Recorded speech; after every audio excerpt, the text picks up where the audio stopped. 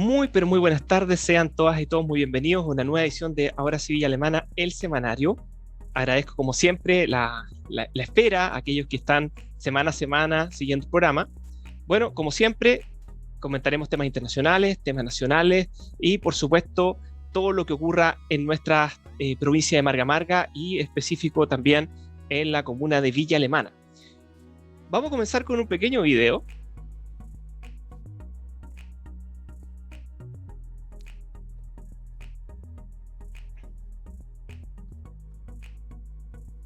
Bueno, lo que pueden ver ahí, si se fijan, hay una pequeña bandera.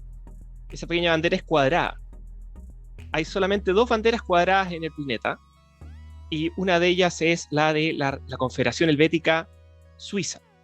¿Por qué estamos viendo ese barco que está llegando ahí al atracadero o saliendo más bien, del atracadero de BV, ciudad donde está la sede mundial de Nestlé?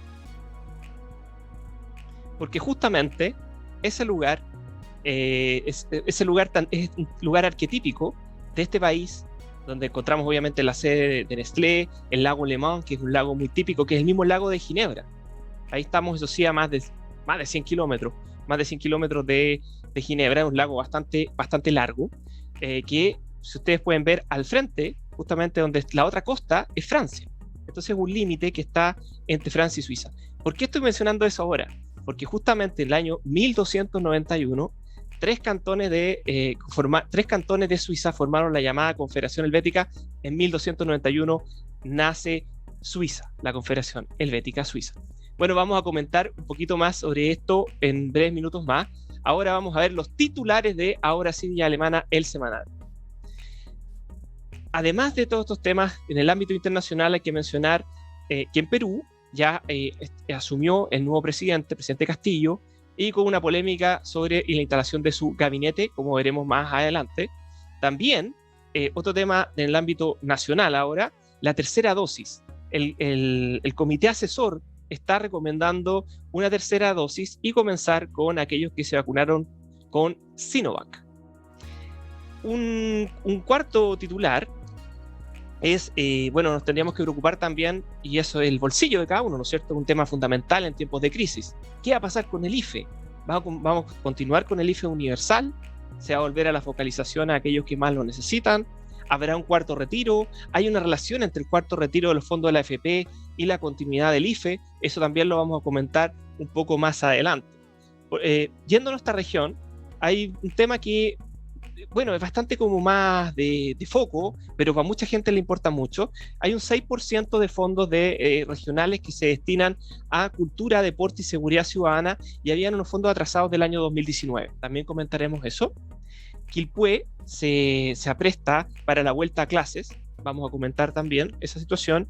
Algo que siempre ha sido muy polémico ya hace largos años es la termoeléctrica Los Rulos, la cual tuvo nuevamente un frenazo por parte de nuestros tribunales, específico la Corte Suprema, lo comentaremos. En cuanto a Villa Alemana, en el mes de diciembre, esto es bien importante porque fue de mucha conmoción, no solamente para Villa Alemana, sino para el país, se va a producir el juicio en el denominado caso Ámbar. También vamos a recordar un poco ese proceso para que nos preparemos para lo que vamos a vivir como comuna y como país, yo diría, con ese juicio que creo que es muy relevante, muy importante para la región y para el país. El resultado, tener claridad respecto a que se haga justicia en un caso tan sensible que nos conmovió a todos y nos tuvo en el foco como comuna de Villa Alemana durante tanto tiempo.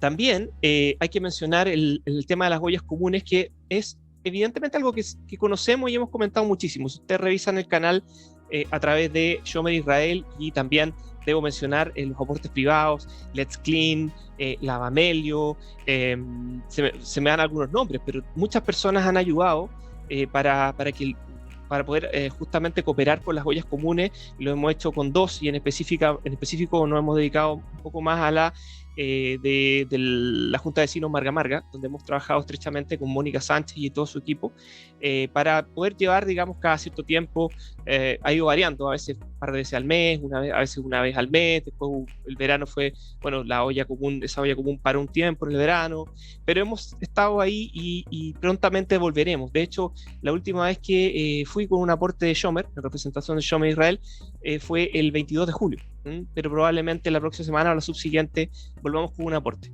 ¿Qué es lo que está ofreciendo la municipalidad? Lo comentaremos en algunos momentos, pero hay un foco, una preocupación en las ollas comunes, lo cual es positivo, pero también veo algunos riesgos, como comentaré un poquito más adelante. Hay un tema también que a mí me toca el corazón, porque también estuve trabajando en ello y puse harta atención y ha costado llevar a cabo, que es la estación Valencia, ¿no es cierto? La estación Valencia de Metro Valparaíso. Bueno, ahora hablan de tren Valparaíso-Limache, ha cambiado los nombres, ¿no? ¿Se acuerdan? Antes hablábamos de Merval, después hablamos de Metro Valparaíso, y ahora la imagen corporativa es tren Limache-Puerto o Puerto-Limache. Bueno, ahí la estación Valencia es un tema importante. Voy a hacer un par de comentarios también respecto a esto, lo que aparece en la prensa y algunas cosas que conozco por lo que trabajé durante mi tiempo en el Ministerio de Transportes y Telecomunicaciones. Y para cerrar las noticias, que te has visto son bien variadas, algunas son las típicas que se comentan, pero trataré de dar algún giro un poquito diferente, y otras son bastante menos portada, por así decirlo. Están en los medios, porque de hecho de ahí las saco, pero son menos portada, pero para mí son mucho más sustanciales que de repente pura crónica roja, o que si uno se comió sopaipillas con otro, qué sé yo, o si uno es de centro, o es, qué sé yo, amarillo, rojo, verde. Hay cosas mucho más importantes, ¿no es cierto? Entonces tratamos de dar ese enfoque en el programa, hoy yo, pero ustedes saben que el equipo es bastante más grande. Hay una serie de invitados nacionales, incluso internacionales, que hemos tenido acá en el programa. Y para cerrar, un anhelo que voy a comentar si es tan relevante, o más bien hay otros temas que están en el fondo. Un anhelo que es la región de Aconcagua. Lo menciono porque, claro, estamos acá, muy probablemente, si hay una región de Aconcagua, no comience con la provincia de Marga Marga. Muy probablemente puede ser la de Quillota, o incluso podría ser solamente San Felipe Los Andes. Hay varias fórmulas que se están estudiando, o simplemente nunca exista, digamos. Todas esas situaciones se están barajando, están en carpeta. Pero también vamos a comentar una noticia al respecto. Bueno, vamos a comenzar por lo que les había comentado. No voy a hablar solamente de Suiza, sino también de su relación con Chile. Quiero revelar que muchas cosas son conocimientos que tengo previos de hace mucho tiempo, pero también saqué material de estos diarios. No sé, ese es el Observador. El fondo de pantalla me juega en contra, pero futuro, el Observador, Mercurio de Santiago, son algunas de las referencias que yo estoy utilizando.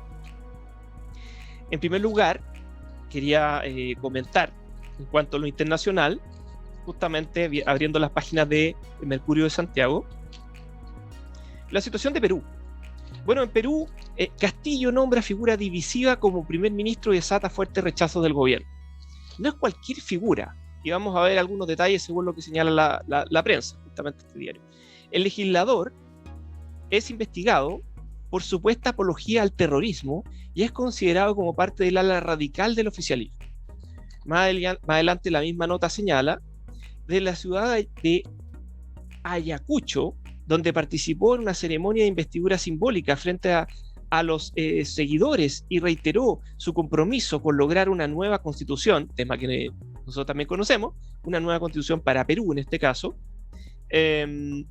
combatir las desigualdades sociales, también tema conocido, bueno, para toda Latinoamérica, ¿no? Es un tema solamente chileno-peruano, que afectan a los pueblos originarios, tema también tratado en nuestro país, para que vean que hay conexiones, temas que son ejes a nivel global. Obviamente estamos muy cerca de Perú, pero son muchos países, no solamente nuestros países, los que están discutiendo este tipo de temática.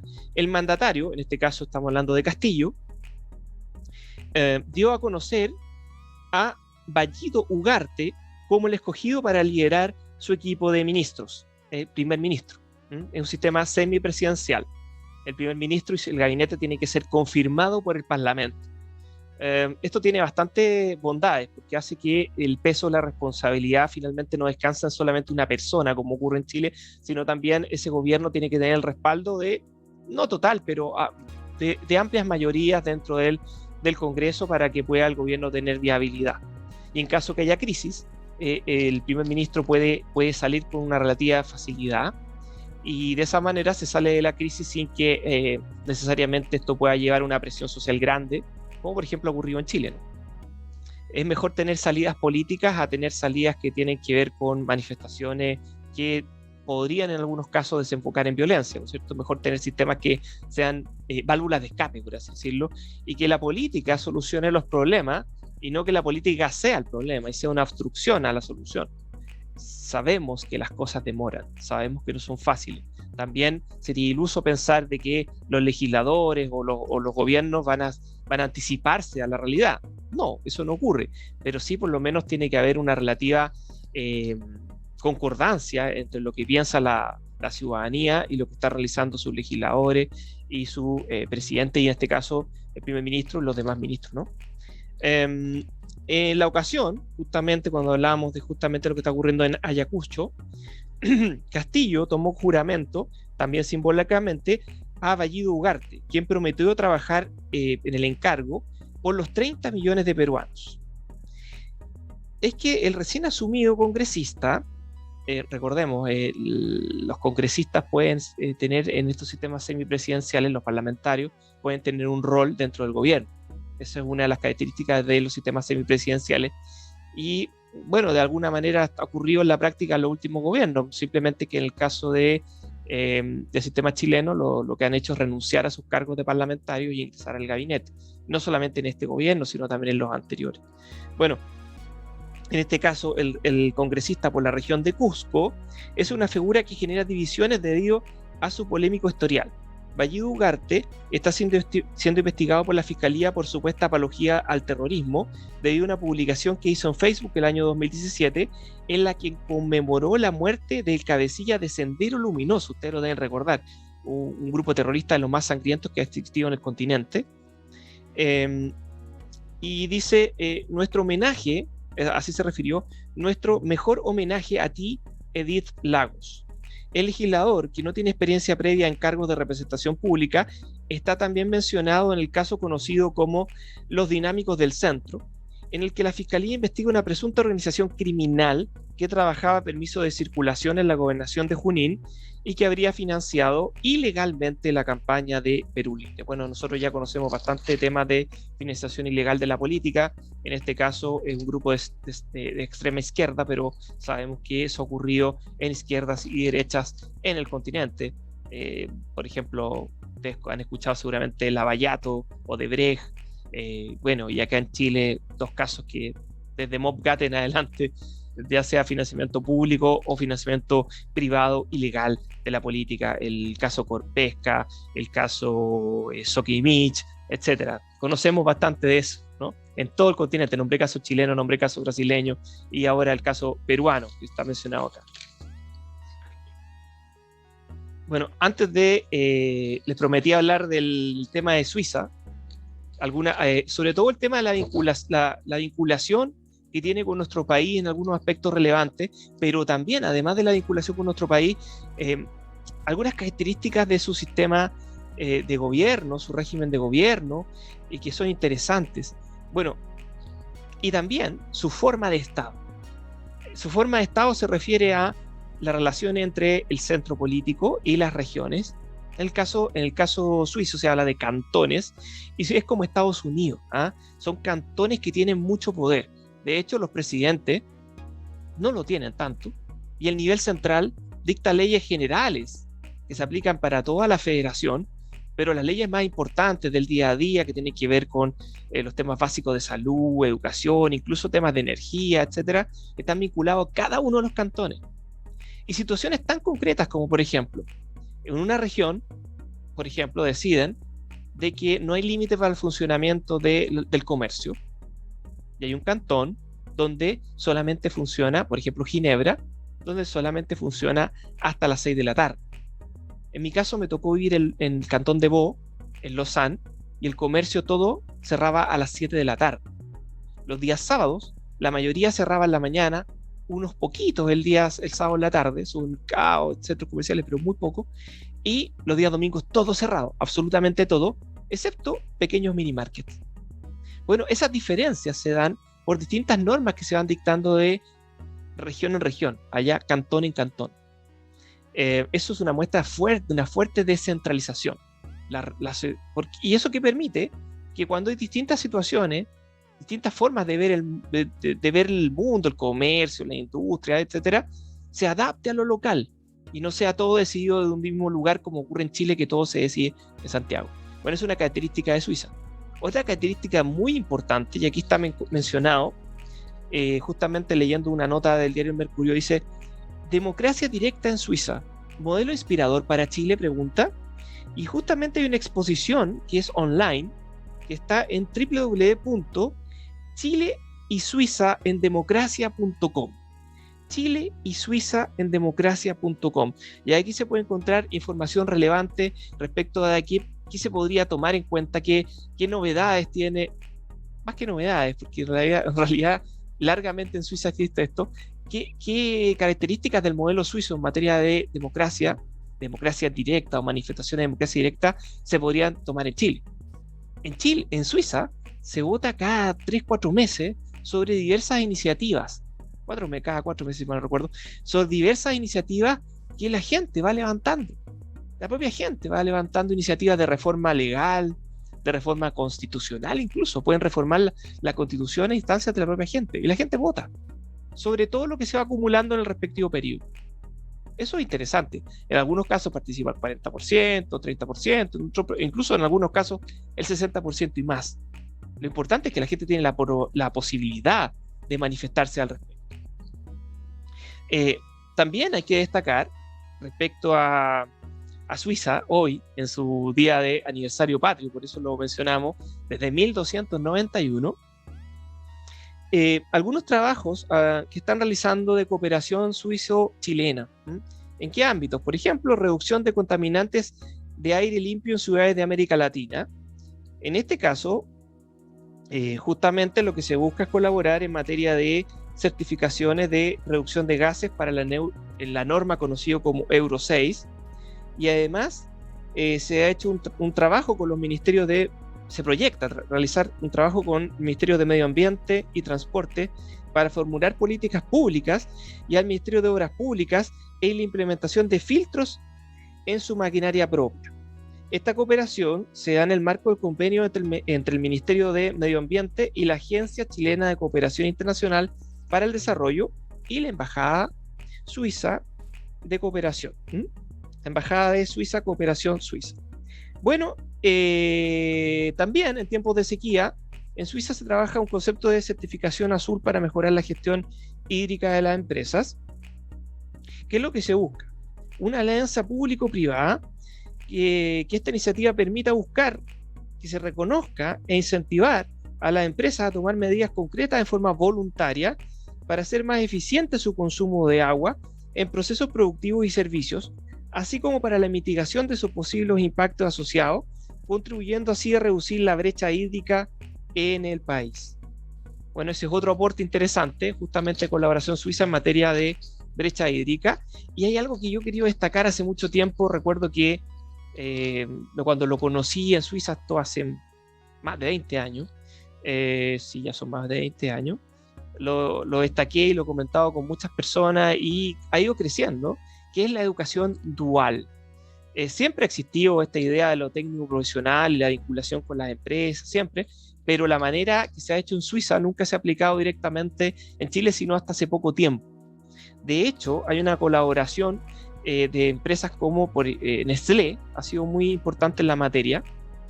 ¿Qué es lo que destaca acá justamente el Mercurio? La iniciativa de los jóvenes Programa Global de Nestlé se ejecuta en Chile desde el año 2015 y se busca impulsar la empleabilidad juvenil a través de sus programas Oriéntate, Apresto Laboral, Escuela de Aprendices, Entrénate, Prácticas Profesionales y Técnicas, Empléate y Formación Dual. ¿Qué es lo que se busca? Que se fortalezcan conocimientos y competencias y se robustezca el orgullo de pertenencia a una empresa y sobre todo generar vínculos y compromiso con el sector productivo. Este modelo educacional originario de Suiza es impulsado localmente gracias a la colaboración de la misión diplomática de este país, de Suiza. Arno Vicky, embajador de Suiza en Chile, destaca que el acercamiento y compromiso entre el gobierno y las empresas es fundamental, tanto a nivel local como regional, para ofrecer una educación de calidad, donde el punto clave es la capacitación técnico-profesional, siempre vinculado con la empresa directamente, o sea, de manera muy temprana. En lo inmediato, el sexto encuentro de jóvenes de la Alianza del Pacífico, a realizarse los días 7 y 8 de octubre del presente año, será una inmejorable oportunidad para que los interesados conozcan las ventajas de la educación dual y otras novedades en esta materia, además de interactuar con sus pares de Chile, Colombia, México y Perú. Bueno, eso es lo llamado Alianza del Pacífico, donde Suiza no es país miembro, pero es un país observador y obviamente busca colaborar en dicha materia. Lo que le había mencionado respecto de la tercera dosis también está acá en el fondo como que no colabora mucho. En el Mercurio está mencionado también, Mercurio de Santiago. Esta es la edición del día viernes. Bueno, el comité asesor recomienda partir con aquellos que tienen dosis de Sinovac. Aquellos que tienen Sinovac, partir inmediatamente con la tercera dosis. Este comité asesor denominado CABEI dice que si se busca bajar los casos graves, podría aplicarse el refuerzo con cualquier vacuna. Pero si lo que se busca es reducir la cantidad de contagios, habría que aplicar dosis de ARN mensajero, como el caso de Pfizer. La vacuna Pfizer tiene esta modalidad. Además, hay que mencionar que el número de fallecidos por COVID-19 disminuyó un 11% en relación a la semana anterior. Y en los últimos días, 15 regiones han tenido menos casos, no han tenido ningún caso que informar en alguna de las últimas 2 semanas. Eso es interesante, o sea, que haya regiones sin informar casos en los últimos 15 días, por supuesto, muy relevante. Bueno, lo que les había comentado también respecto al tema del IFE. Bueno, estamos todos más o menos de acuerdo, creo yo. He escuchado gente de todos los colores políticos que el IFE tendría que mantenerse por un buen tiempo. Solamente falta que el gobierno tome la decisión, me da la impresión, de mantenerlo al menos hasta diciembre. Ahora la discusión está si eso es suficiente o se requiere también, además del IFE manteniéndose hasta diciembre, efectuar el cuarto retiro de la AFP. En mi modesto punto de vista, manteniendo el IFE hasta final de año, yo creo que hasta marzo sería bastante bueno porque podría fomentar que haya recursos frescos para que se reactive el comercio y sobre todo el turismo, ¿no es cierto? Con una menor cantidad de casos, sería bastante interesante, ¿no? Pero bueno, ese es otro tema, pero por lo menos hay bastante acuerdo en llegar hasta diciembre. Y el cuarto retiro, claro, es más polémico porque es disminuir los fondos de pensiones, ya teniendo un esfuerzo que puede llegar a 400.000 pesos mensuales, ¿no es cierto? En hogares que tengan a lo menos 3 integrantes se llega a 400.000 pesos mensuales. Y esto mantenido hasta diciembre, o en mi caso, mi propuesta, mi idea, no sé, no he escuchado a nadie más que lo diga, hasta marzo. Y obviamente el otro gobierno tendría que evaluar la continuidad o no de la medida dependiendo de las circunstancias. Sería bastante valioso. Y en ese caso quizás no sería necesario el cuarto retiro. Pero creo yo que si no se continúa con el IFE, claro, se abonaría el terreno para que se efectuase el cuarto retiro, lo cual haría que no tengamos que, como se dice, rascar con nuestras propias uñas, en vez de que sea el Estado el que colabore con un piso mínimo que nos permita sortear la crisis sin dificultad, teniendo o no teniendo trabajo full time, teniendo trabajo part time, teniendo trabajo formal, informal, pero en las condiciones actuales, que también se ha recuperado trabajo, pero en condiciones diferentes a las que existían antes de la pandemia, con salarios más bajos. Volviendo a nuestra región de Valparaíso, ahí y yendo ya a la portada de nuestro diario Futuro, ya nos vamos a lo más local, dice, comienza pago de 850 millones de pesos que corresponde a los rezagados del 6% del Fondo de Seguridad Ciudadana, Deporte y Cultura, que están rezagados del año 2019. Tras casi 2 años de reiteradas postergaciones, esta semana comenzará el pago de los 850 millones correspondiente a, son pequeños proyectos, 257 proyectos del 6% de Cultura, Deporte y Seguridad Ciudadana que resultaron ganadores del concurso del año 2019 y cuyo financiamiento se mantenía pendiente.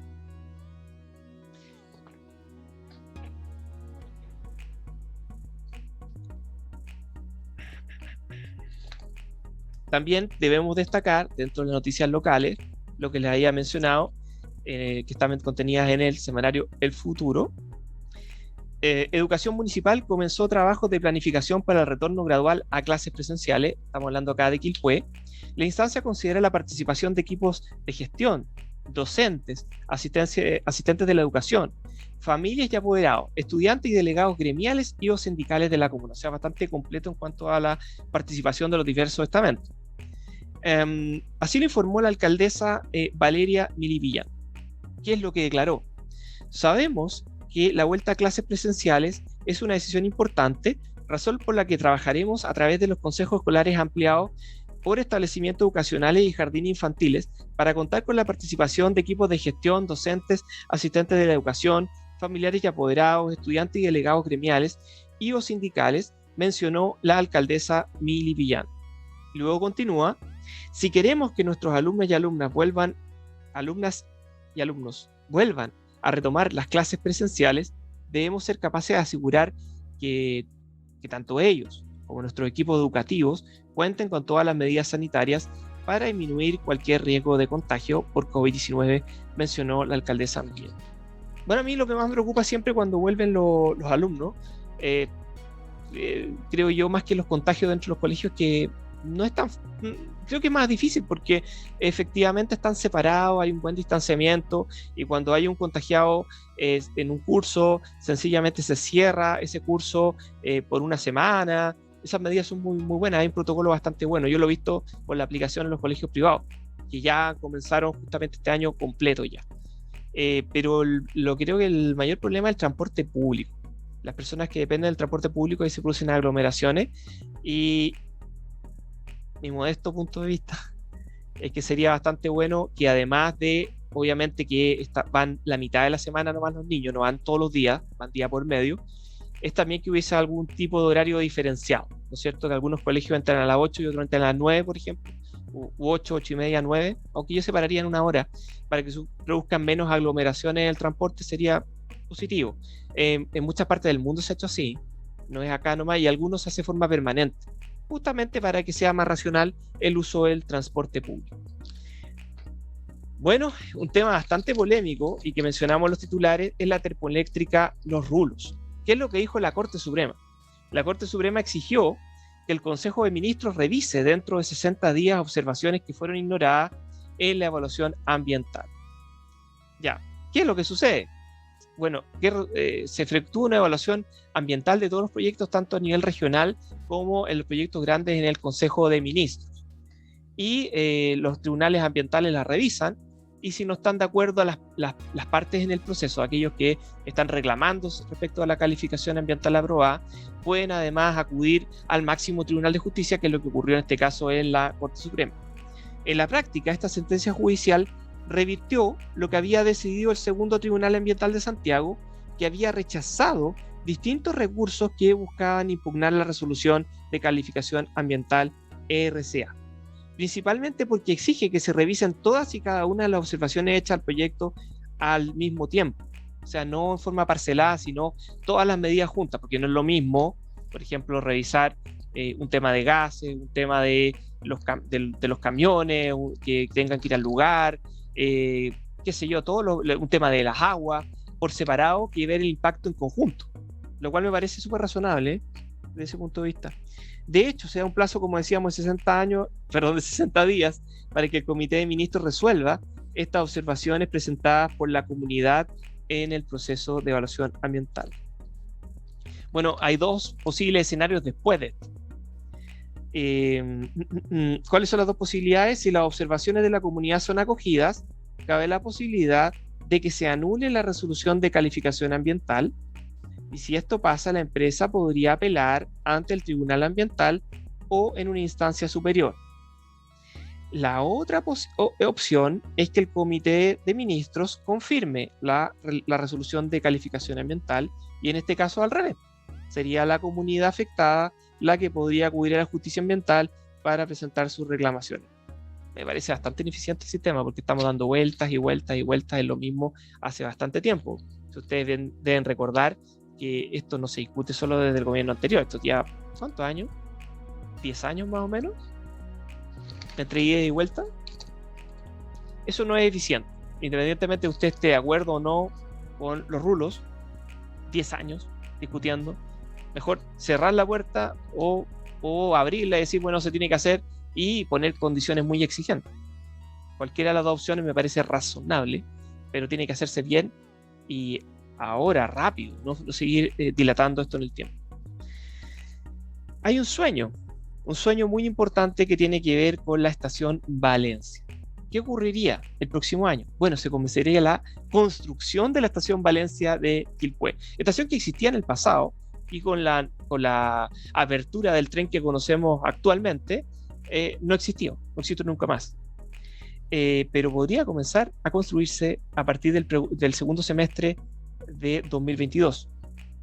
Así lo señalaron las autoridades del presidente de EFE. ¿Qué es lo que señaló la alcaldesa al respecto? Valeria Melipillán nuevamente manifestó que la noticia representa una solución importante para un sector que lleva muchos años postergado respecto al acceso al metro. Ya dijimos que Jorge Gómez, gerente general del grupo F Valparaíso, lo que antes era Merval y después Metro Valparaíso, expresó que esperan empezar la construcción a mediados del próximo año. ¿Qué es lo que les puedo añadir al respecto? Bueno, es cierto que justo donde estaría la estación hay muchas personas, ¿no es cierto? Está lo que se conoce como las casas de Valencia, y también está justamente al lado, también hay un condominio ya hace muchos años, unos edificios que están al lado, ¿no es cierto? Pero si tomamos toda esa cantidad de personas y pensando que van a salir la mayoría de horario punta mañana y van a regresar horario punta tarde, unos pocos van a salir durante el día, la estación va a tener poco flujo. ¿Cómo se podría solucionar eso? Y al mismo tiempo ayudar a muchas otras personas que viven a 5, 10, 15 o 20 cuadras de la estación, pero sin embargo están lejos de la próxima estación, que es la estación Quilpué. ¿Cómo se podría hacer esto? A través de buses de acercamiento. Buses de acercamiento que además que se pagaran con la misma tarjeta de metro, ¿no es cierto? Bueno, en este caso de tren Limache-Puerto, ¿no? ¿Eso es posible? Por supuesto que es técnicamente posible. Hace falta que voluntad política que se realice. Y aprovecho ahí de pasar el dato. Por supuesto que se puede hacer en otras comunas de la región, y a mí me preocupa principalmente Villa Alemana. Hay un trazado que está estudiado y que funcionaría fantástico, que está asociado justamente a la construcción del futuro hospital Marga Marga. Un trazado que recorra las cercanías de dicho hospital, ya en la actualidad sin el hospital, solamente por la gente que vive en el sector de justamente las inmediaciones de Maturana y las calles adyacentes, podría tener mucho flujo, muchas personas que podrían acceder rápidamente al metro, y desde el metro llegar obviamente hacia Limache, pero por supuesto la gente, la mayoría, va hacia Viña del Mar y hacia Valparaíso. Lo dejo instalado, ese trazado está estudiado, medido, cómo se podría hacer, cuál sería la tarifa, etcétera. Eso está estudiado, tiene que realizarse. Y por supuesto en Quilpué, un trazado que sería pero de lujo, sería comenzar por Los Pinos, por ejemplo, y de Los Pinos llegar con un cierto recorrido, ¿no? Por sectores aledaños también a la estación Valencia, llegar a la estación Valencia. Hay que estudiarlo bien, obviamente, para que no agarre los tacos, no vaya a zonas de mucha congestión. Sabemos que va a ser ineludible, obviamente, el hora punta mañana, y llegar justamente. Hay un recorrido, que es un recorrido así, que es el recorrido de la 122, pero agilizarlo, hacerlo más directo, que haya suficiente flujo, pago con tarjeta, como es la 122, eso sería bastante valioso para mejorar, y en vez de llegar a la estación Quilpué, porque ahora llega a la estación Quilpué, llegar a la estación Valencia para que esa estación tenga un mayor uso. Es una posibilidad, hay otros trazados más. Otra noticia, bueno, lo que les decía, este caso que a todos nos llega justamente al corazón, el caso de las ollas comunas de Villa Alemana. Más recursos para iniciar el trabajo conjunto va a dedicar la municipalidad. Enhorabuena, es una muy buena noticia. Los comedores solidarios se muestran agradecidos del apoyo y de esta iniciativa de trabajo conjunto. Nuevo trato, así califica el diario. Vamos a ver, dice: al respecto, la alcaldesa de Villa Alemana, Javiera Toledo, informó que la municipalidad no solo entregará una subvención a las organizaciones sociales catastradas, sino que apoyará en la articulación social de estas entidades y trabajará en un registro amplio con cada junta de vecinos de organización territorial. ¿Qué es lo que señala a continuación? Veíamos que desde el municipio solo se pagaba una subvención, pero no se promovía una articulación. Entonces, nuevamente caemos en que cada cual hace lo que estima conveniente cuando podría ser mayor el impacto, pudiendo articularse entre todas y todos. En este sentido, nosotros propusimos fue empezar a trabajar en conjunto y que el municipio realmente acompañe en esta articulación. Ya, muy buena noticia, pero quiero decir algo. No es real que no haya articulación, todo lo contrario. Por ejemplo, el comedor Una Mano de Ayuda trabaja con la Junta de Vecinos de Marga Marga, pero también trabaja con el comedor de San Felipe Neri. Además, hay 2 o 3 juntas de vecinos que eventualmente solicitan ayuda cuando lo necesitan. Quiero decir un solo dato. El comedor Una Mano de Ayuda ha sido el hub o el lugar central en días que se han necesitado para dar en un solo día 400 raciones. 400 raciones de alimentos en un solo día. Cuando vio grados de mayor necesidad, normalmente oscila entre 100 y 200 alimentos en cada una de las sesiones, y lo hacen a veces en más raciones que las que se requieren, 100, 200, pensando en que algunas personas también pueden pedir un poquito más para que puedan soportar los días que no funciona el comedor, porque ese comedor funciona 2 días a la semana, funciona los días martes y jueves. Les paso el dato por si requieren ayuda, pueden acudir, por ejemplo, a la Junta de Vecinos Marga Marga, que está en San Rafael 1849, cerca de la Copec de Maturana, y ahí pueden recibir su ración pasada a las 13 horas, alrededor de las 13:15 comienza exactamente el funcionamiento y pasa hasta un poquito más allá a la 1:30, un cuarto para las 2, dependiendo del flujo, y ellos se coordinan justamente enviando a otros comedores. O sea, esta articulación existe. Entonces, a mí la preocupación es que justamente se quiere instrumentalizar. Una cosa es ayudar, la cooperación del Estado, en este caso la Municipalidad de Villa Alemana, Estado de Chile, Municipalidad de Villa Alemana, administración local, ¿no es cierto? Eso está bien, un apoyo, una subvención, pero otra cosa es suplantar algo que ya está funcionando y quizás poder burocratizarlo y quizás hacer que las personas que están trabajando ahí se desmotiven. Importante es la colaboración, pero por supuesto que es primordial respetar el trabajo y la coordinación que se está produciendo ya. Porque querer apropiarse de lo que existe es un grave riesgo y espero que no ocurra. ¿Ya? Y finalmente, las novedades respecto a un caso que nos ha tocado el corazón, el caso Ámbar. En diciembre será el juicio contra el presunto abusador sexual de Ámbar. También en esta prisión preventiva por producción de material pornográfico contra la menor que fue brutalmente asesinada. Villa Alemana. Este lunes era la fecha del inicio para el juicio oral en contra de Manuel García Queirolo, acusado por los delitos de abuso sexual y producción de material pornográfico, cometidos contra la adolescente de 16 años Ámbar Cornejo, quien fue brutalmente asesinada en Villa Alemana. Sin embargo, desde tribunales se informó que el juicio debió ser aplazado, quedando como fecha de inicio el próximo 9 de diciembre. Esto se debe a que recientemente se detectó un brote de COVID-19 en el módulo donde se encontraba recluido el acusado, quien permanece en cuarentena desde el 24 de julio. Cabe mencionar que García Queirolo había sido expareja de la madre de Ámbar y además es padre de la mujer que acogió a la menor en sus últimos meses de vida. También, también respecto a una adolescente que participaba en unos programas de intervención del Sename, que tenía una hermana, aquí hay un problema de reacción. Fue desde este programa que, en enero de 2020, se alertó sobre un presunto abuso sexual por parte de García, por lo que el hombre fue detenido en agosto de 2020. Y durante su formalización, la Fiscalía y la Brigada del Cibercrimen de la PDI dieron cuenta de una gran cantidad de evidencia ya en el teléfono móvil. De hecho, se informó que entre 2019 y 2020, el imputado almacenó más de 400 imágenes de la menor, tanto en el domicilio de la víctima y su agresor compartían como en el lugar de trabajo del hombre, junto a otros registros de niñas y niños en actividades sexuales explícitas. Bueno, sabemos que el caso es mucho más complejo, hay más aristas, está la madre también, etcétera, que no sabemos si es víctima, imputada, hay una circunstancia bastante ambigua, en estos casos siempre es así. Bueno, ya comentaremos otras novedades respecto a los procesos judiciales. Ustedes saben que yo soy abogado, además de magíster en Relaciones Internacionales.